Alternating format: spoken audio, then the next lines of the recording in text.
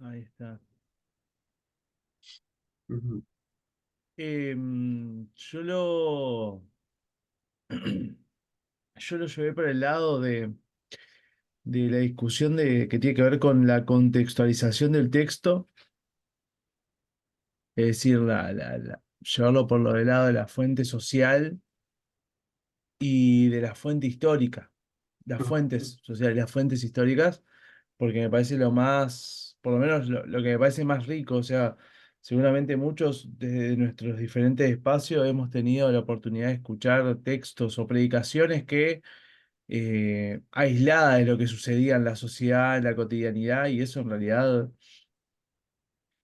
no nos servía si pretendíamos, o no nos sirve si pretendemos ser fieles a un Jesús que actuó en su tiempo. ujú, Entonces lo fui llevando por ahí y tomé sobre todo eh, mi práctica educativa, porque en realidad lo que me cuestionan los chiquilines constantemente, ¿no? ¿Para qué me sirve esto ahora? En esta cuestión de lo educativo como eso que es utilitario únicamente, ¿no? ujú. Pero, pero también está bueno pensarlo por el lado de, bueno, ¿qué sentido tiene lo que estudiamos, lo que hacemos en el hoy, digámosle? O lo que mejor dicho, lo que se predica en el día de hoy. Ajá. Sí, sí, muy interesante. El ensayo tuyo que utilizaste tu práctica educativa. Qué gusto ver a Carlos, a Julio, ahí está César también, Aurora y Fátima. Ajá. ¿Alguien más quiere comentarnos en qué se basó en su ensayo? ¿O o cuáles fueron las líneas más importantes? Yo, profe, comento un poquito. Sí, claro. A mí hubieron varias cosas durante el ensayo. Es el ensayo de las fuentes, ¿verdad? La predicación cristiana Sí. es. Sí. Es que tenía el mapa conceptual metido en la cabeza también. Tengo un colocho ahí. Sí, vea, a mí hubieron varias cosas que a mí me llamaron mucho la atención mientras estaba haciendo el ensayo, creo que las puse ahí.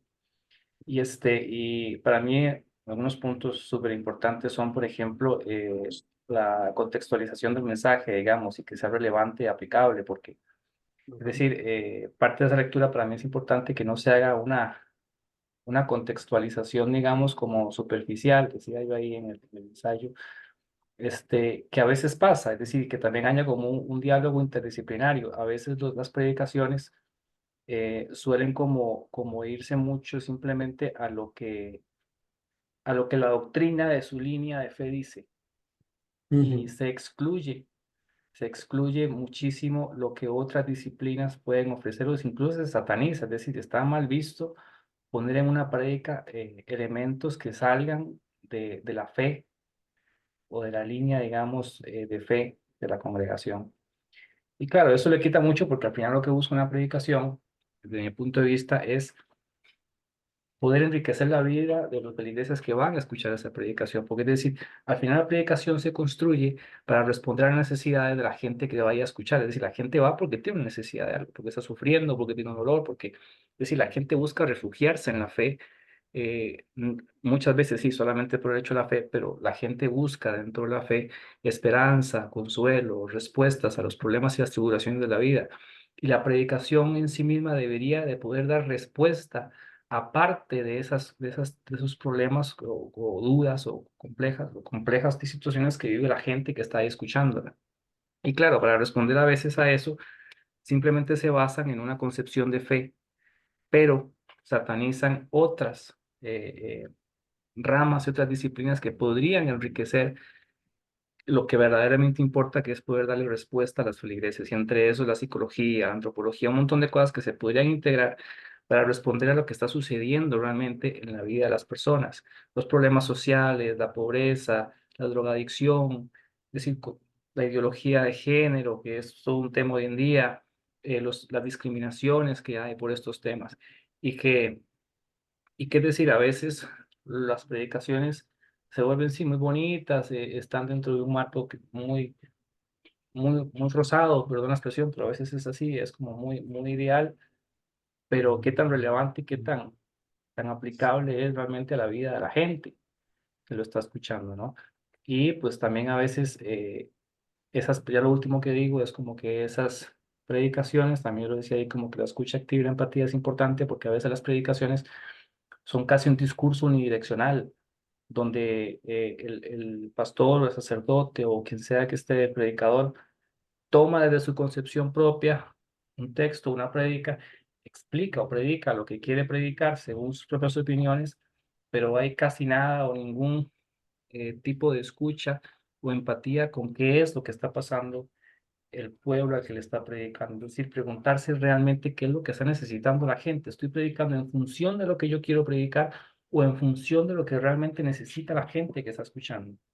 Es Ujú, decir, cuántas veces el predicador, como dice el círculo hermenéutico, la práctica de pensar, es decir, cuántas veces ha ido realmente al campo, a las calles, a escuchar qué es lo que está necesitando la ujú. gente a la cual está predicando. Es decir, qué tan contextualizado está en la vivencia empírica la persona que está predicando, o si es un discurso prácticamente unidireccional que parte simplemente de lo que él quiere o ella quiere. eh, Plantear a las personas que están escuchando. Entonces, esos son algunos de los puntos que yo puse en mi ensayo. Trabajaste. Sí, trabajé que me parecieron como importantes. Muy bien, muchas gracias, muy bonito. Esa es la idea. Cuánto el predicador hace silencio y para no hablar tanto y escuchar al pueblo también, ¿verdad?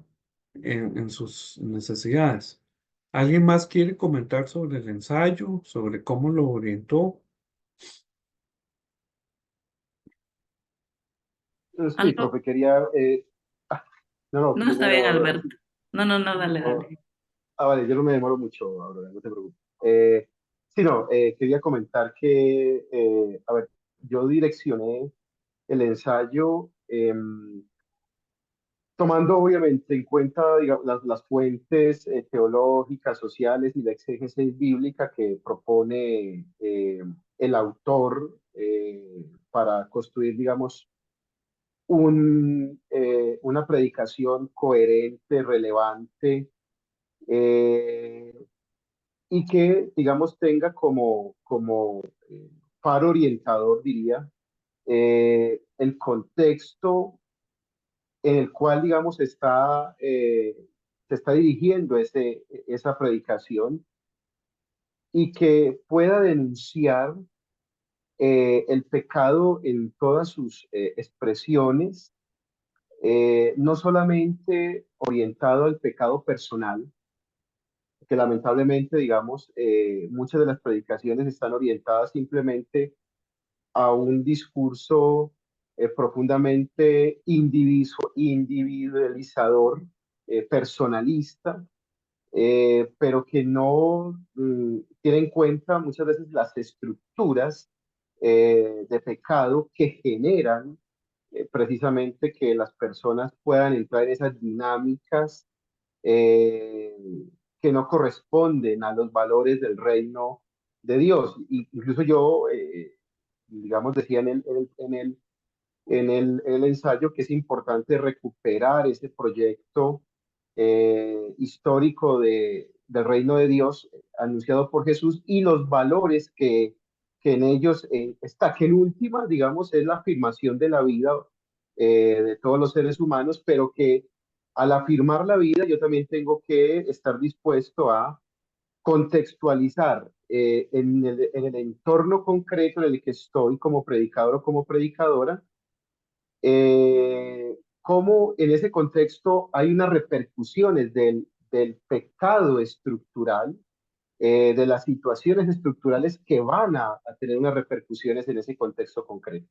Entonces, allí es donde apunto a que eh, tiene que haber, digamos, ese ejercicio de poder escuchar, de poder, digamos, tener ese diálogo con las personas que hacen parte de ese contexto, pero teniendo en cuenta que esas personas están de una u otra manera influenciadas por el sistema o los sistemas en que están ellos imbuidos de manera cotidiana. Y que entonces el predicador tiene que abordar, digamos, todas estas dinámicas sociales, políticas, culturales, económicas y poderlas aterrizar de manera coherente en ese contexto y cómo eso está, digamos, generando una influencia que está deshumanizando, que está no generando justicia, que no está generando procesos de afirmación de la vida,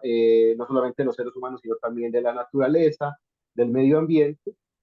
Porque me parece que también hay un tema y es que, bueno, sobre todo lo digo desde, digamos, desde mi contexto, desde mi realidad eclesial, no hay esa, como ese, sí, como ese deseo, como esa labor responsable de poder generar una buena exégesis, una buena hermenéutica y poder aterrizar, digamos, de manera muy coherente en las realidades concretas de esa comunidad, de ese contexto, para que el mensaje del Evangelio, y que inclusive yo utilizaba un término que es subversivo, el mensaje subversivo del Evangelio, pueda precisamente eso, ser el que impulse las transformaciones, el que impulse los cambios, pero para que eso pueda suceder, pues hay que, digamos, hacer todos estos ejercicios eh, que puedan dar como resultado esos procesos de transformación. Entonces, sí, básicamente es como las líneas en las cuales yo trabajé el ensayo. Gracias, profe. Muy interesante. Ujú. Pablo, sobre esto, ¿quieres decir algo? Sí, profesor, justo sobre lo que decía Alberto, yo tenía una pregunta que justamente la abordó un poco Alberto ahora con los términos en los que hablaba. Y yo me planteaba que tal vez en algún momento en este curso o en otro, denme un segundito, denme un segundo, ya vuelvo, es que me están llamando, ya va. Ajá, tranquilo. Entonces le damos la palabra a Aurora. Sí, una de las ideas que quiero compartirles del ensayo que hicimos la semana pasada sobre las fuentes de la predicación es precisamente la primera fuente de la predicación, que es la Biblia, según yo encontré en el texto que leímos.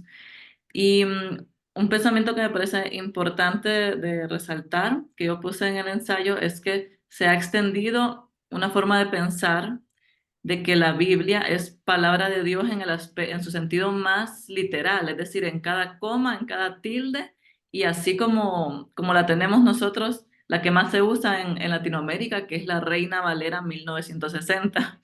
Hay Ujú, gente que si le cambian esa versión, si le ujú, ponen incluso otra revisión o cualquier cosita que sea diferente a la Reina Valera 1960, entonces no, es que esa no es la Biblia verdadera, y te lo pueden decir así. Entonces está extendido ese pensamiento colectivo de que la Biblia literal y esa, pues la Reina Valera y de tal revisión, es palabra de Dios de la manera más literal posible. Y ujú, eso dificulta la labor de la predicación. Entonces, pongámonos en el panorama hipotético de que el predicador piense eso. Va a hablarle a las personas de manera muy literal, como que la Biblia dice esto y es como que palabra de Dios audible y si el predicador no lo piensa de esta manera, se le dificulta también el mensaje al estarle predicando a personas que sí piensan de esta manera. Y ahí viene un poquito de lo que hablaba Pablo, de si el predicador se sale un poquito de la Biblia y usa otras disciplinas, otras ciencias disciplinarias, la gente lo primero que pregunta, pero disculpe, ¿y eso dónde está en la Biblia? Eso no está en la Biblia. Eso es lo primerito que dicen. Y entonces está esa barrera, ese obstáculo de que para que una predicación sea más efectiva, tanto el predicador como el oyente tienen que aceptar el hecho de que el texto está sujeto a su época, a su historia, a su figura literaria, a su cultura y a la cosmovisión de él o de los autores que escribieron el escrito. claro. Hay que ir educando, ¿verdad? En ese sentido, a las personas.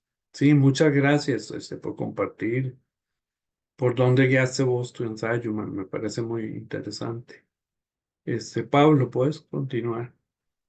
Ah, sí, profesor, perdón, es que mi madre llegó y ocupaba mi ayuda. Ujú, Este, Sí, yo justamente ahorita que estaba hablando Alberto, y ahorita que también lo refuerzo un poco, Aurora, con lo que estaba diciendo, a mí me surgió una pregunta, una duda. Tal vez trabajar en algún momento en algún trabajo, y es sobre replantearse, o sea, qué tan pertinente realmente es en la actualidad, o qué tan útil es en la actualidad seguir con esta teología del pecado. Es decir, yo me planteo mucho la idea de cómo la teología esta, la idea de interpretación de las opresiones, de los problemas, seguir categorizando esto como pecado en la gente, realmente qué tan pertinente es en la actualidad y cómo se podría de pronto evolucionar o reinterpretar eh, una forma que no sea tan culpabilizante, tan llenar de tanto peso a la persona con la idea del pecado. Es decir, cuando la gente, desde que la gente llega a la iglesia, llega a una predicación y empieza a sentirse pecadora, hasta ahí llegó muchas posibilidades de poder ayudar a la gente que salga de un montón de presiones porque empieza por sí sola a oprimirse por la culpa.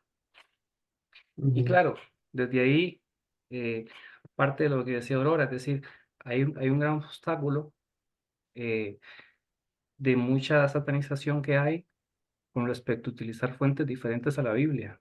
Es decir, ujú, también dentro de eso hay toda una maquinaria, digamos, histórica de control social y de cosas en las cuales se ha divinizado la Biblia y se ha utilizado de tal forma en que la gente le da miedo cuestionar cualquier cosa que esté ahí escrita.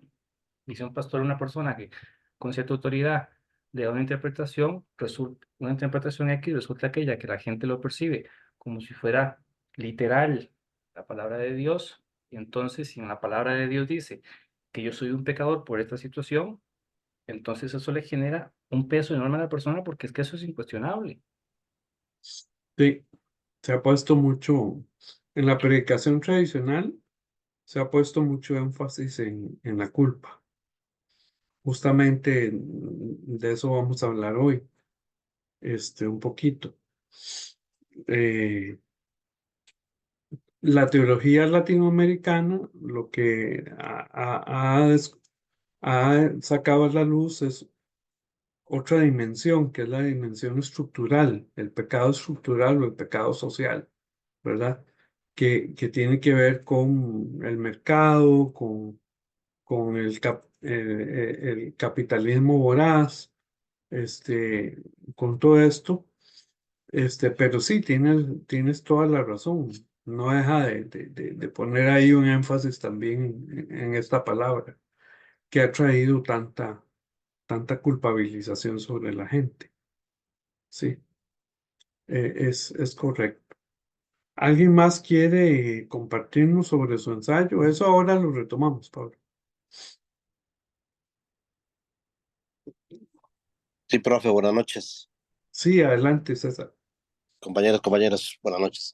Buenas noches. Am, Efectivamente, tiene mucha, el autor Jiménez nos habla un poquito sobre la herencia que recibimos por parte del colonialismo y también de protestante tradicional que nos han heredado, entre comillas, aquella forma de la predicación que hasta el día de hoy está vigente en algunas iglesias y comunidades de fe. Leyendo el escrito, hablaba un poquito sobre aquellas lecciones cristianas que la iglesia metodista utiliza en las escuelas dominicales.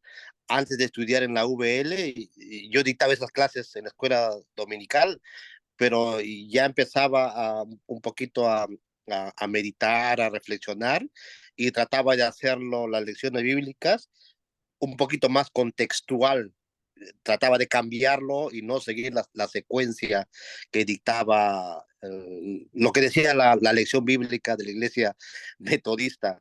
Entonces creo que aquella herencia que hemos heredado casi la mayoría y hemos crecido en la iglesia, nos han enseñado de esa manera, ¿no? Ser con un enfoque tradicional, escapista, que todo es pecado y que el Dios castigador, que todo lo que pasa.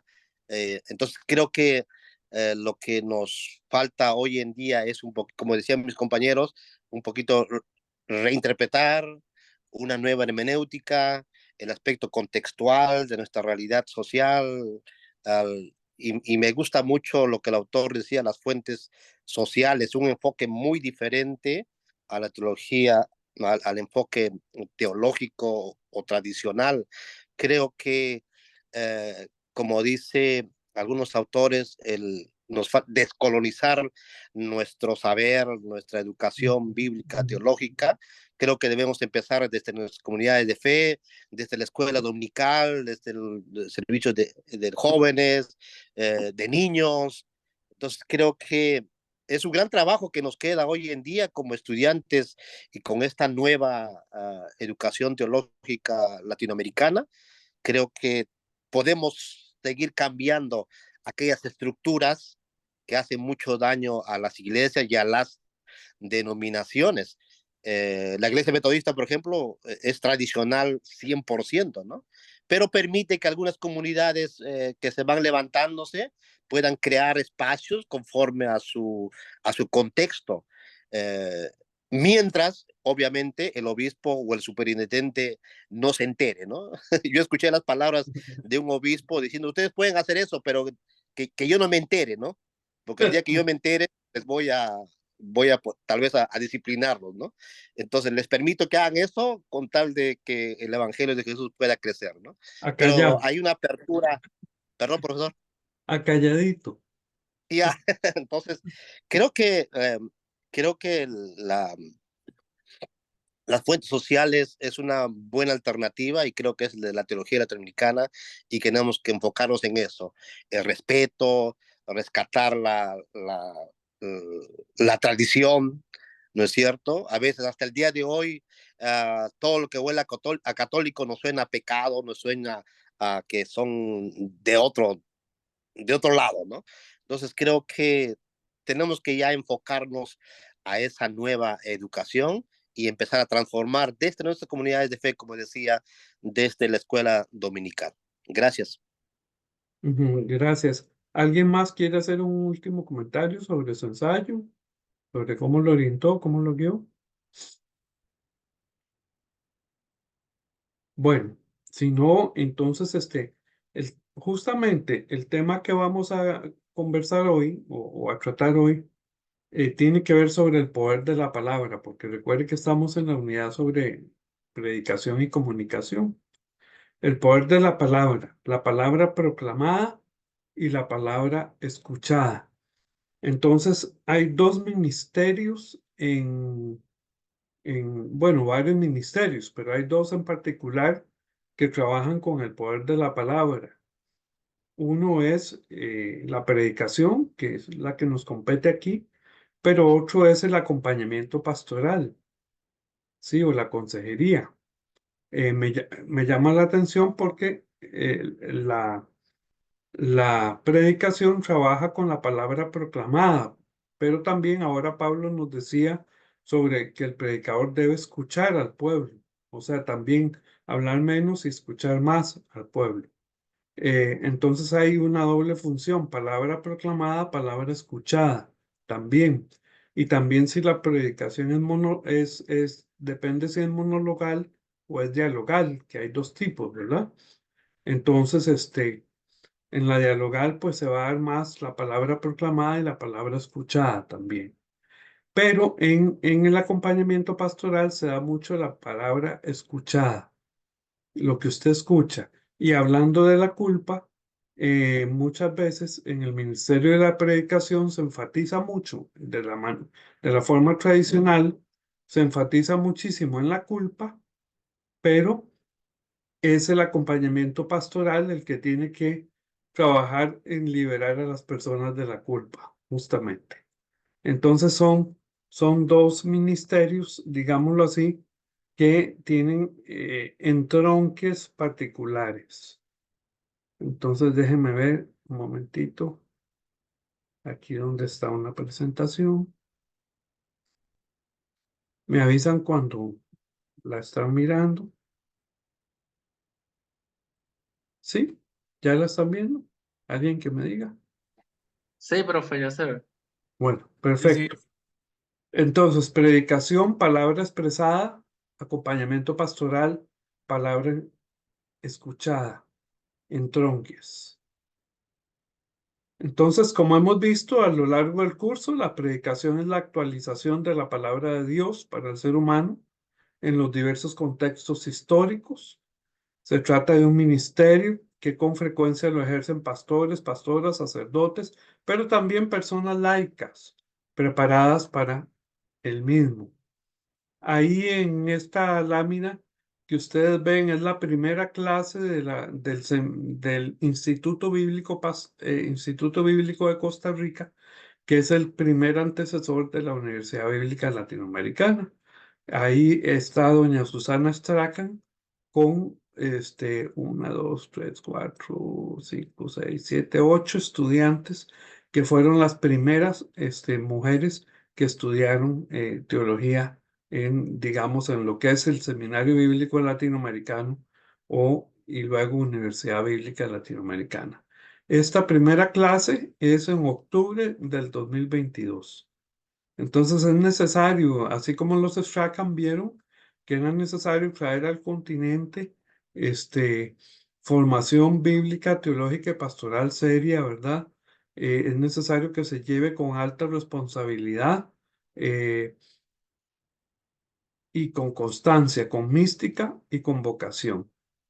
Esa foto es histórica y se encuentra en la biblioteca de la UL.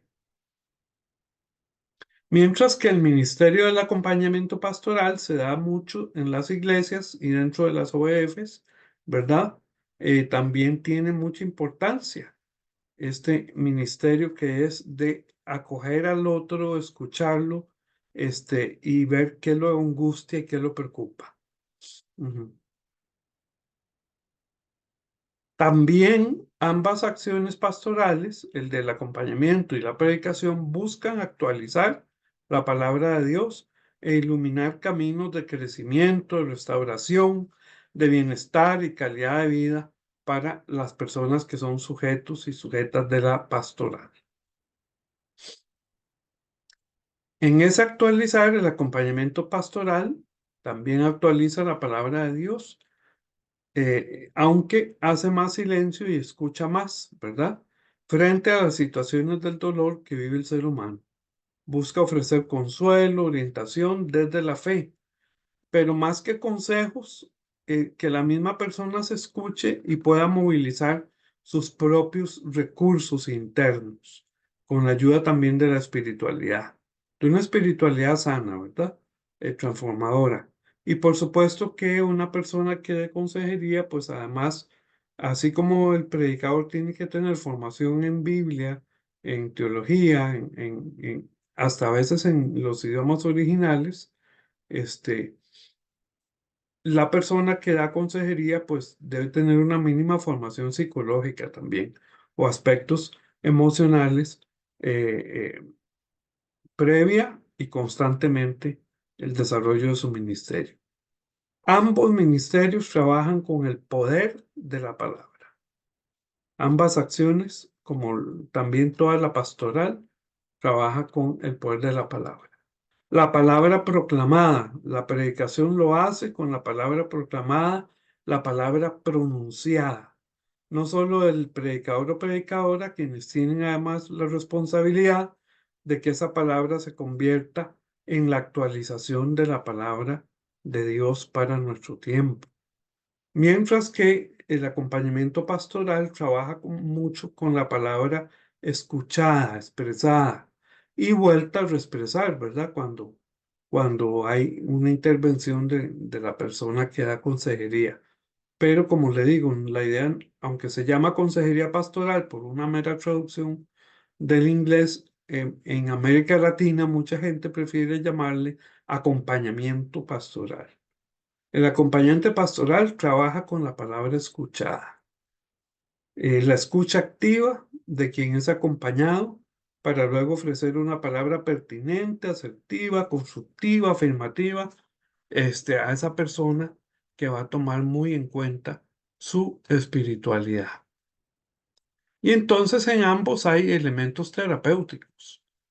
en la predicación homilética y en el acompañamiento, al ser ejercidos de una forma responsable, constructiva, restauradora, no como antes estaban mencionando algunos de ustedes, que solamente todo se carga en la culpa, en el pecado, desde que uno entra y escucha la predicación, ¿verdad? Todo se carga en eso, pero al ser, digamos, ejercida de una forma responsable, constructiva y restauradora, contiene elementos terapéuticos, sanadores y transformadores.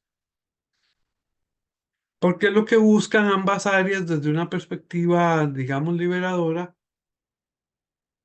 va a ser empoderar al ser humano, ¿sí? Hacia el cambio, hacia la restauración, hacia el desarrollo de su potencialidad. Y van a motivar a la transformación, como vemos ahí esa olla en las manos, ollita de barro en las manos del alfarero, ¿verdad? Ambas disciplinas teológicas y pastorales encuentran en la palabra proclamada y escuchada sus instrumentos principales para motivar hacia la transformación. Entonces, en la parte homilética, la iglesia celebra y como parte de esa celebración que crea comunidad, crea sentido de pertenencia, crea un sentido de esperanza, se ubica la homilía, la predicación como un elemento importante, nunca desligado del resto de la celebración. Recordemos que el antecedente de la predicación es la homilía del culto judío, del culto sinagogal judío, que es el antecedente más remoto. Es más, de ahí heredamos este elemento de la predicación. En el culto judío, después de la lectura de los salmos y de la ley, se daba una breve explicación sobre la palabra. Entonces, se daba una homilía. De allí viene, y los primeros cristianos tomaron esto de la práctica sinagogal. Como decíamos antes, es una actualización de la palabra de Dios en forma de diálogo, en conversación con el pueblo.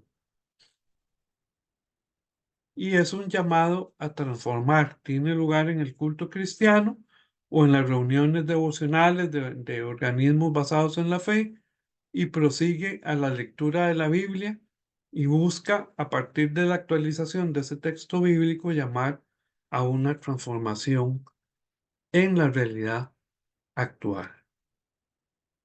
Hoy día se hacen esfuerzos en la predicación porque transitó en la historia por muchas formas, hasta constituirse en una exposición magistral muy erudita, escolástica, ¿verdad? En la Edad Media y con el protestantismo también, con la Reforma Protestante, pero hoy día se realizan esfuerzos para devolver con libertad al pueblo esa palabra que de alguna forma había sido arrebatada. Y entonces encontramos que se puede dar predicación monologal o dialogal. Alguno de ustedes, no recuerdo quién en la clase pasada mencionaba que una predicación dialogal no era una predicación, sino una enseñanza. No podemos confundir los ministerios, ¿verdad? El ministerio de la educación cristiana también puede ser magistral o también puede ser dialogal o combinar ambas. Aquí el ministerio de la predicación puede ser monologal o puede ser dialogal, ¿sí? Y según el estilo de comunicación que tenga. La dialogal permite una comunicación más familiar, donde los oyentes pasan también a ser más protagonistas, a ser perceptores, como decíamos la vez pasada, no solo meros receptores, y se desarrolla en libertad para que estos se puedan expresar, dándoles insumos también, ¿verdad? Volvamos al otro ministerio, la consejería pastoral. Actualmente en muchas comunidades de fe se desarrolla este ministerio de acompañamiento pastoral o denominado también en inglés counseling. Esta palabra se traduce al español como consejería, pero como decía, no nos gusta porque tampoco es que nos ponemos a dar consejos, ni que uno fuera, ¿verdad?, que tuviera toda la sabiduría encerrada como para poder dar un consejo ante toda situación de sufrimiento. Hay que cuidarse de eso, más bien hay que movilizar, que la persona escuche lo que dice y movilice sus propios recursos. Otras traducciones que se utilizan son asesoría o acompañamiento, que parecen más adecuadas, ¿verdad? Ya que no se pretende dar consejos, sino acompañar y asesorar a la persona. Existen ciertos niveles de ese acompañamiento. En un primer nivel está el acompañamiento pastoral, entendiendo la palabra pastoral no solamente como la acción del pastor o pastora, sino como la acción de la iglesia y gente dentro de la iglesia capacitada para tal fin. Para cualquier ministerio dentro de la iglesia hay que capacitarse. ¿Sí? Para la educación cristiana, para la música, para la predicación, para dirigir cultos o liturgias, para el acompañamiento pastoral, para el trabajo con jóvenes, con niños, con mujeres, etc.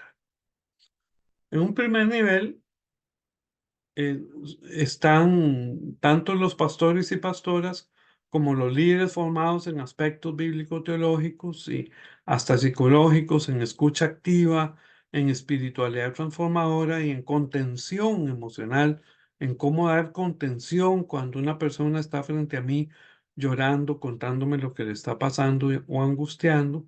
Es un nivel bajo supervisión en lo posible de un psicólogo pastoral, que existe como tal la psicología pastoral, o de un psicólogo secular que asista a la iglesia, ¿verdad? Pero el primer nivel de este ministerio lo ejercen personas preparadas para ello. De hecho, hay un gran riesgo cuando no están preparadas y entonces solamente dan consejos en base o con base en interpretaciones literalistas de la Biblia. Ujú. Un segundo nivel, que es el de la consejería pastoral o derivación a otros profesionales de la salud mental. Psicólogos pastorales tienen una sólida formación en psicología, sino también en Biblia, teología y pastoral. Y también es parte de este nivel la derivación a otros profesionales de la salud mental, otros psicólogos o psicólogas, o bien a psiquiatras cuando, por ejemplo, la persona no puede salir adelante y amerita recibir un tratamiento farmacológico, ¿verdad? Para salir adelante, por ejemplo, de una depresión severa o problemas de ansiedad u otros. Por supuesto que este ministerio y también el de la predicación requerirían supervisión.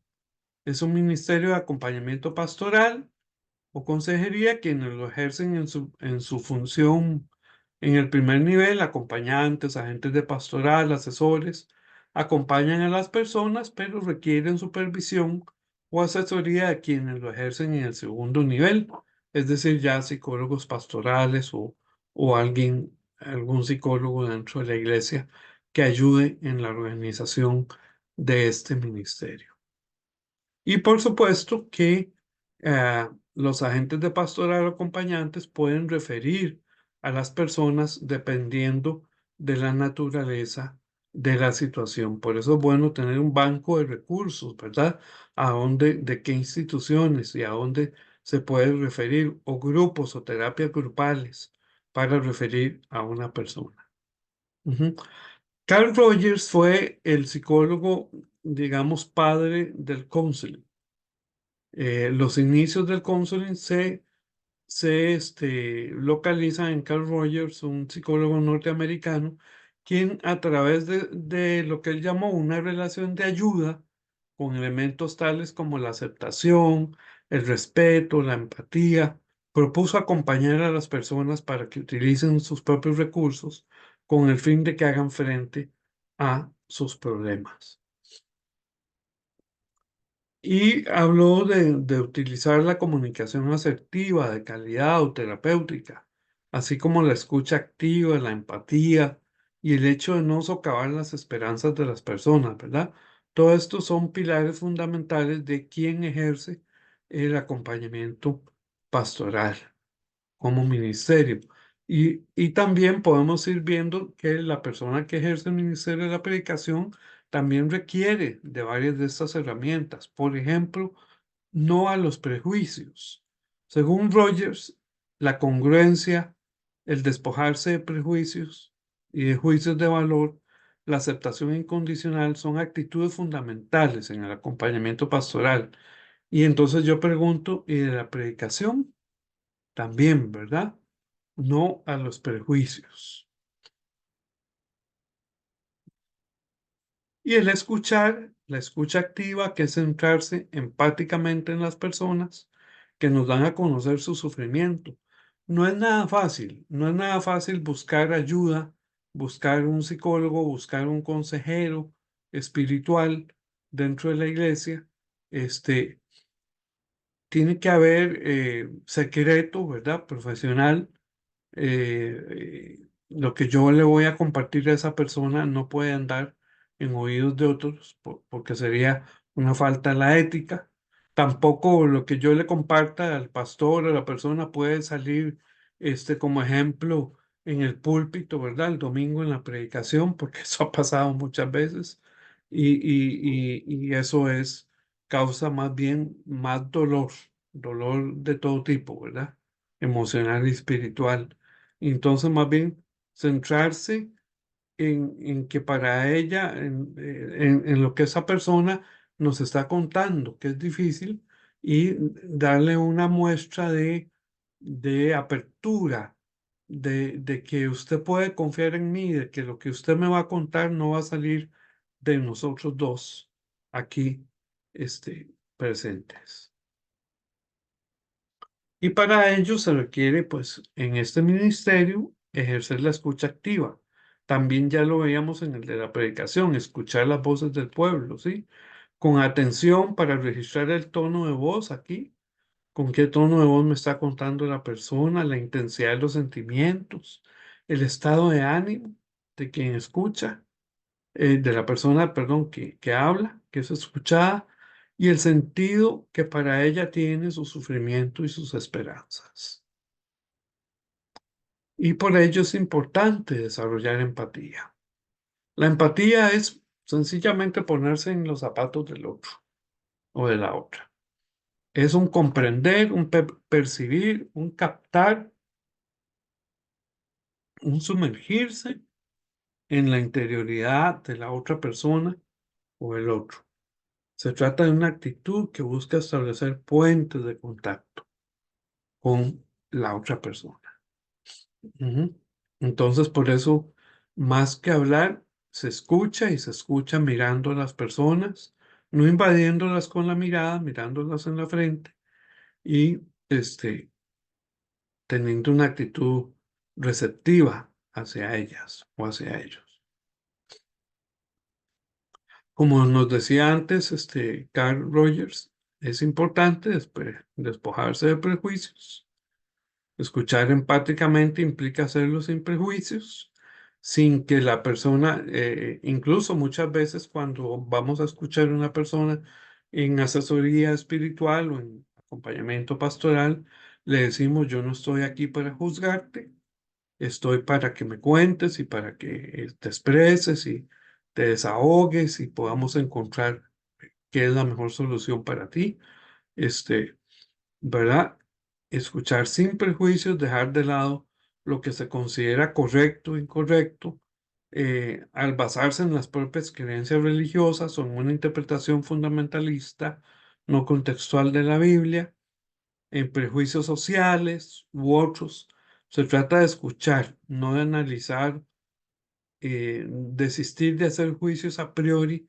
O sea, sí vamos analizando, pero es buscando cómo ayudar a la persona, no haciendo juicios a priori de lo que me está contando, o y mucho menos utilizando la Biblia para esos juicios a priori, ¿verdad? Con esas imágenes sobre Dios castigador que antes estábamos hablando y que pueden estar presentes en toda la pastoral, ¿verdad? Escuchar empáticamente es hacerlo sin dar soluciones rápidas. Se evita ofrecer las propias soluciones con el fin de ayudar a la persona. Más bien, ¿y qué piensas hacer frente a esta situación? ¿Qué has pensado? ¿Verdad? Que la misma persona saque sus recursos internos para poder, después de desahogarse, para poder salir de ahí con algo. Y tener paciencia. Escuchar totalmente requiere paciencia ante el interlocutor. Atención, observación, capacidad de hacerle reflejos. Mira, ¿y no te parece que esto y esto y esto? ¿Y qué opinas de esto y esto? ¿Verdad? Sobre el discurso de esa persona, para que éste saque sus propias conclusiones y tome sus propias decisiones más pertinentes. Que las decisiones sean tomadas por la persona, no por uno que le acompaña. Y para ello, pues se requiere guardar mucho silencio, como los amigos de Job, que guardaron silencio 40 días, 40 noches, y cuando abrieron la boca metieron la pata, ¿verdad? Entonces, guardar silencio por parte de quien acompaña mientras escucha es de capital importancia para que se produzca una relación de respeto y de soporte emocional. Respeto, la importancia de la escucha activa y empática radica en el hecho de que se relaciona con el respeto y con los derechos de la persona. O sea, se respetan los derechos de la persona y se le ofrece también contención emocional, que es un procedimiento terapéutico, ¿verdad? Que busca tranquilizar a la persona sufriente y estimularle la confianza de quien se encuentra afectado por una fuerte crisis emocional en ese momento. O sea, se le ofrece contención para que esas emociones no le desborden. Entonces, hay un poder, como vemos, en la palabra pronunciada, la predicación, y en la palabra escuchada, en el acompañamiento pastoral. En el acompañamiento pastoral se dan las dos palabras, porque se escucha, pero también se hacen reflejos o se dicen cosas que tratan de movilizar los recursos de la persona. Entonces también hay que tener mucho cuidado en la palabra pronunciada allí. El Ministerio Amplio de Acompañamiento, que incluye el acompañamiento pastoral y psicología pastoral, constituye un valioso aporte a la salud integral de las personas y de la comunidad, pero desde la restauración, desde el crecimiento, desde la potenciación del ser humano en su contexto histórico y cultural. Mientras que la predicación debe ser liberadora, la palabra pronunciada, no tanto generadora de culpa. Ya tenemos mucha culpa en nuestro lenguaje religioso. Y más que la palabra culpa, debemos utilizar la palabra responsabilidad. ¿Cuál es mi responsabilidad ante esta situación? Porque puede haber alguna. Entonces, la palabra responsabilidad me permite más asumir y lograr cambiar aquello, alguna acción o acciones en la que yo como persona o como comunidad de fe o como sociedad estamos afectando a terceros, ¿verdad? Que eso sería una definición de lo que es pecado, aquello que afecta a terceros, de mi conducta, de mi comportamiento. Entonces, eh, al cambiar la palabra culpa por responsabilidad, tanto en la predicación como en el acompañamiento pastoral, traemos nuevos elementos liberadores. Porque la palabra culpa no conduce a nada, solo conduce, es depresógena, solo conduce a la depresión. Ajá. Mientras que la palabra responsabilidad puede hacerme pensar que sí, que yo tengo algo de responsabilidad en esto y lo puedo subsanar.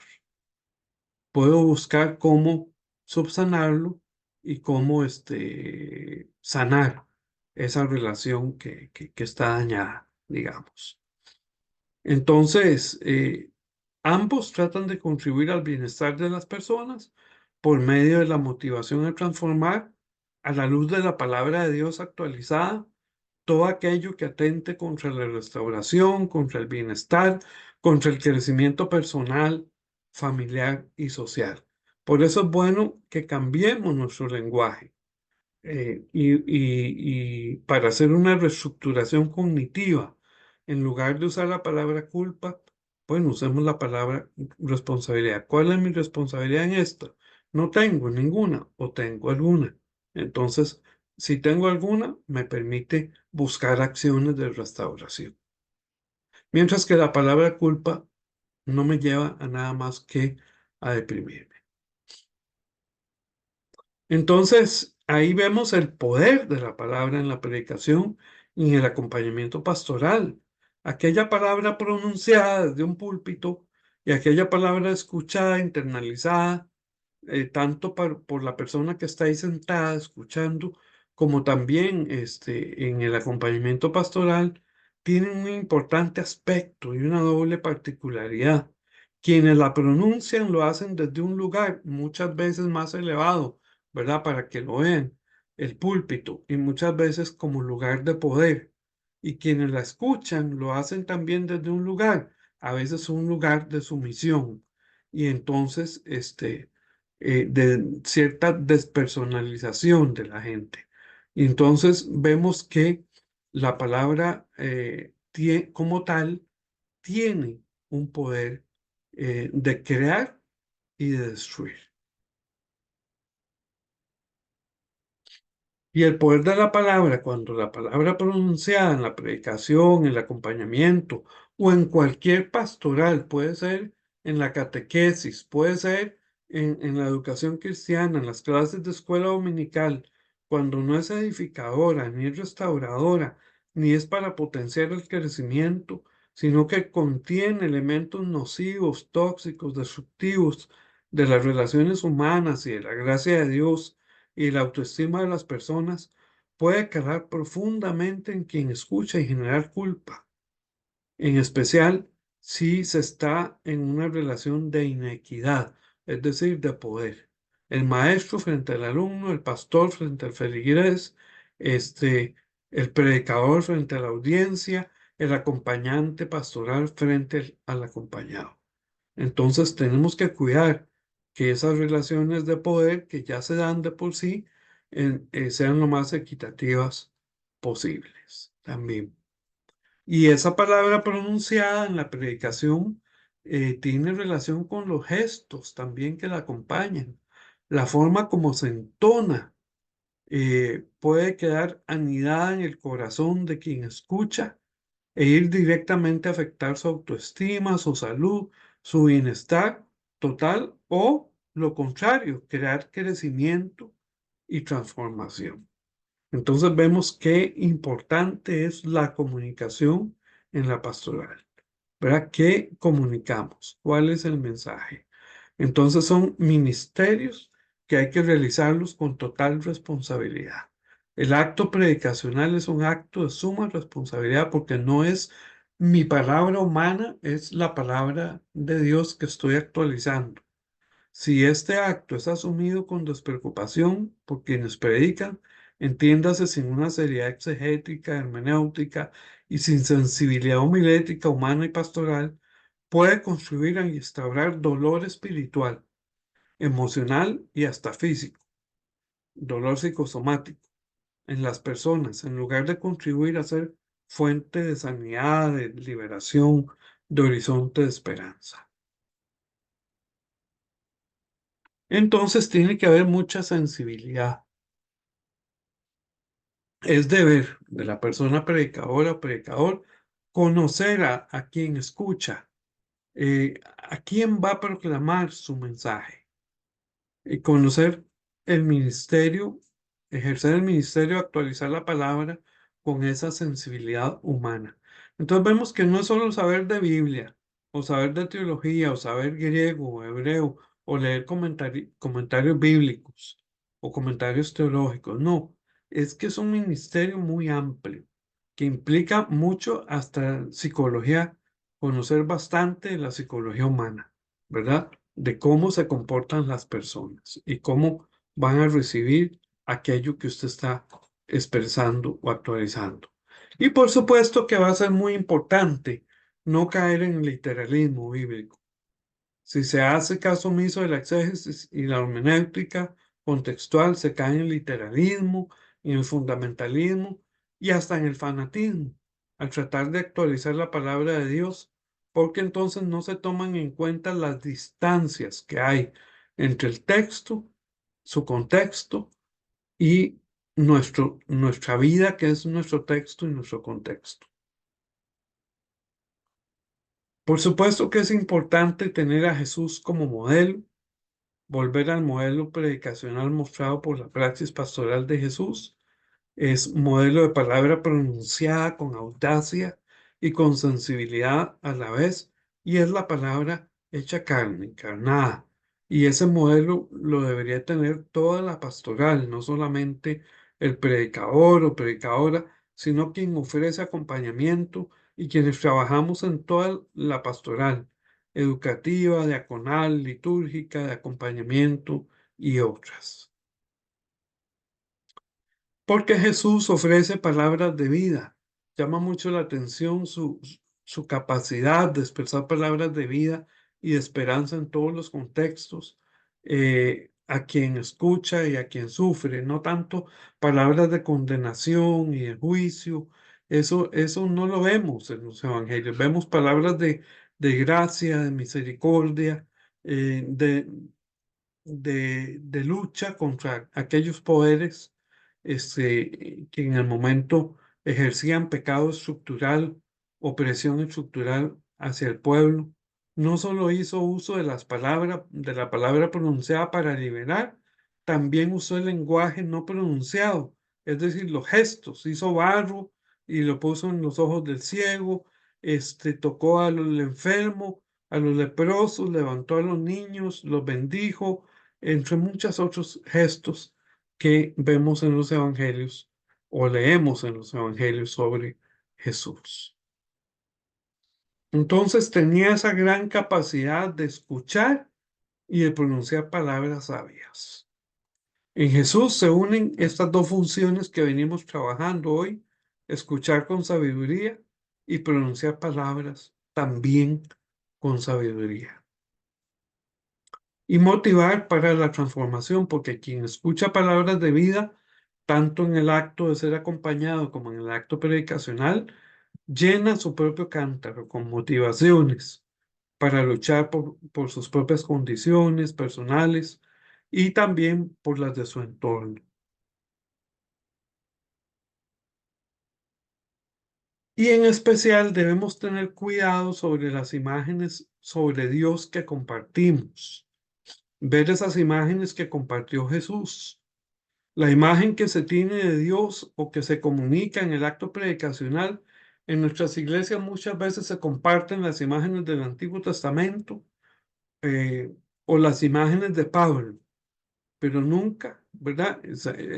Muchas de nuestras iglesias se llaman iglesias evangélicas, pero deberían llamarse paulinas, ¿verdad? O paulinistas.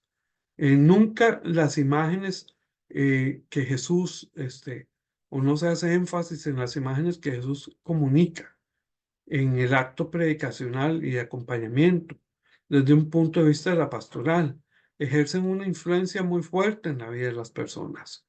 Su sufrimiento, su vivencia, su capacidad para movilizar recursos de afrontamiento, tanto en lo personal como en lo comunitario. Imágenes constructivas.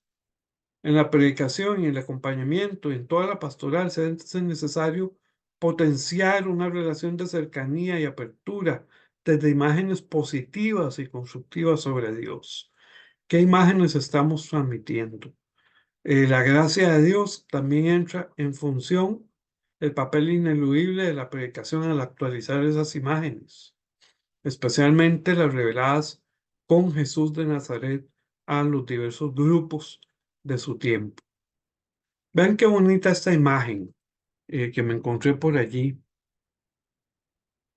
Dios como protectora, ¿verdad? Una madre gallina albergando a sus polluelos. Y que la usa la Biblia, esta imagen, para hablar de Dios. Imágenes resultantes del fiel seguimiento a Jesús de Nazaret podrían ser Dios como padre y madre de bondad sin límite, Dios como amigo, como compañero en la adversidad, Dios de toda gracia y misericordia, Dios amante. La Biblia nos habla del amor de Dios desde la primera página hasta el final, entre muchas otras cosas, y que permiten la restauración, la sanidad interior y la sanidad social. Estas imágenes deberíamos usarlas en toda la pastoral, en la predicación y en el acompañamiento. Desculpabilización y sentido de responsabilidad. Muchas de las predicaciones que se escuchan en los templos y medios masivos son culpabilizantes. Todas esas manos señalando a esa persona que está ahí escuchando. No culpabilizar, no juicios morales, no poner cargas. Ustedes, decía Jesús a los fariseos, que ponen cargas sobre mi pueblo que ni ustedes son capaces de llevar. ¿Sí? Desde la perspectiva de una pastoral transformadora no se trata de evadir la responsabilidad, más bien de asumirla sin culpar y sin elevar a juicios morales. Y esto requiere desarrollar una aceptación incondicional, una actitud tolerante, respetuosa hacia las personas sujetas de la pastoral, su familia, su entorno, sus circunstancias.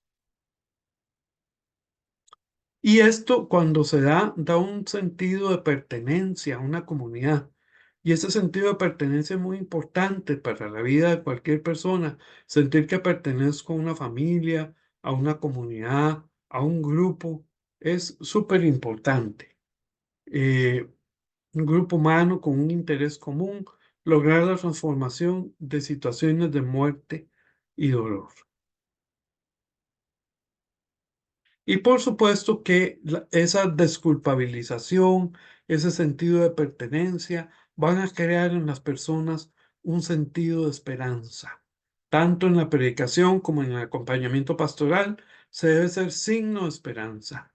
Es un poderoso y necesario sentimiento cuando está adecuadamente organizado, cuando no se sale de la realidad, ¿verdad? Es propio de nuestra especie y nos alimenta a todos y a todas. La esperanza no puede ser aniquilada nunca. Y conlleva al desarrollo del ser humano, ese potencial, esa sombra que proyecta este arbolito ahí, ¿verdad? En un árbol frondoso. Tanto este ministerio de la predicación como el del acompañamiento que estamos viendo hoy y todas las acciones pastorales buscan la restauración, el bienestar y el desarrollo del ser humano. Y ambos trabajan con la palabra. Vean esta preciosa imagen que me encontré también de una tortuga cargando a sus tortuguitos y tortuguitas, ¿verdad? Entonces, es importante en este discurso la revisión de cuáles imágenes sobre Dios se transmiten, si la palabra se torna o no buena noticia para propiciar la desculpabilización y la toma de conciencia de la responsabilidad personal, familiar y social. Y por supuesto que la praxis de Jesús, vuelvo y reitero, es importante y que algunos factores convergentes entre la predicación y el acompañamiento encuentran su punto paradigmático en Jesús de Nazaret. Y con esto termino. Redescubrir al Dios de Jesús, qué importante. Como esa imagen de esa mujer que no le importó en las páginas del Evangelio arrastrarse y tocar, aunque fuera el borde del vestido de Jesús. ¿Sí? Es necesario volver a retomar al Dios de Jesús, revelado por Jesús. Esto es practicar los valores de amor, de aceptación, de gracia, de perdón, de respeto, de tolerancia al ser humano. Además, un sentido de comunidad, de responsabilidad, de esperanza que nos llamó Jesús, un horizonte de esperanza que nos ofrece y que es esencial a la hora de actualizar la palabra de Dios en todos los ministerios de la pastoral.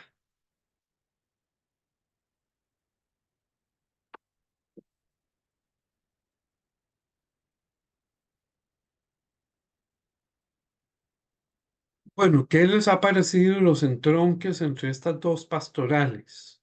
La palabra, la palabra proclamada y la palabra escuchada.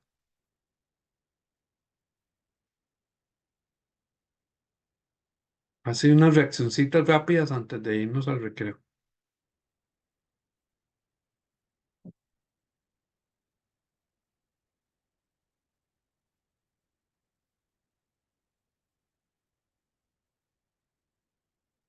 Creo, profesor, y compañeros y compañeras, que tanto la predicación, la palabra proclamada y la palabra escuchada, creo que ambos tienen un gran peso de responsabilidad para la persona que predica y para la persona que escucha.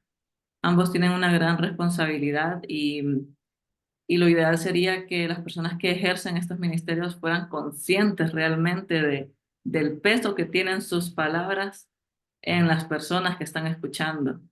Algunas personas no lo hacen con intención, tal vez es desconocimiento, Ujú. y creo que todos hemos pecado de eso, pero hay otras personas que sí son malintencionadas y contra eso creo que las personas que tienen conciencia deben levantar la voz cuando miran mala intención en una persona.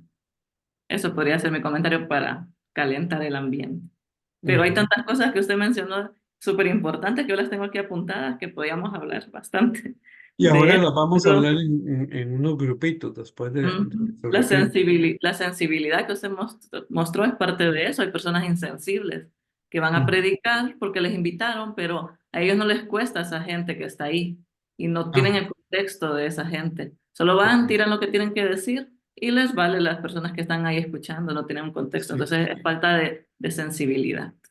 exacto, exacto. Les vale cómo queda esa persona, ¿verdad? Después de escuchar lo que supuestamente fue la palabra de Dios. Ujú. Entonces, vean que son ambos ministerios que yo quise comparar, los quise comparar porque ambos trabajan con la palabra, ¿sí? Y entonces, muy interesante desde la palabra proclamada y la palabra escuchada. Sí, Joaquín, Y adelante. una de las cosas que más me llama la atención de esto eh, es el ejercicio del poder. En realidad la acción es lo que decía recién Aurora, ¿no? Se enfoca sobre todo en la intencionalidad y en el reconocimiento que a veces no se hace, pero en el reconocimiento que significa saber que son esas dos actividades.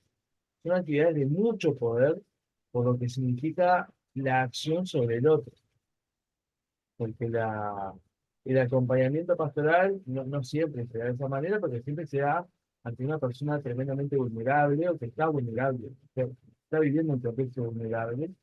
Y, y el acto también, el acto de la predicación también se hace no con personas vulnerables, sino con personas expectantes.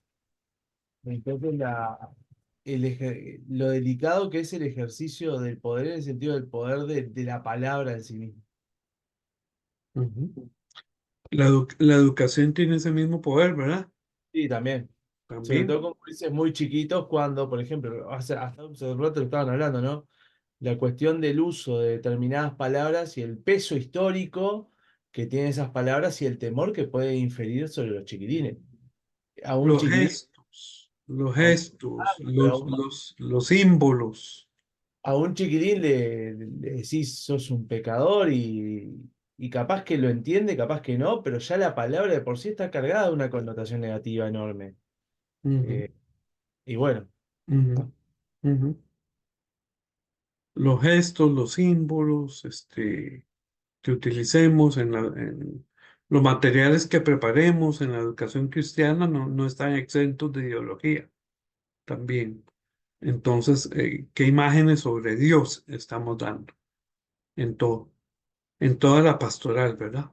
No solamente en la liturgia también, ya lo vimos en el curso pasado. Ajá.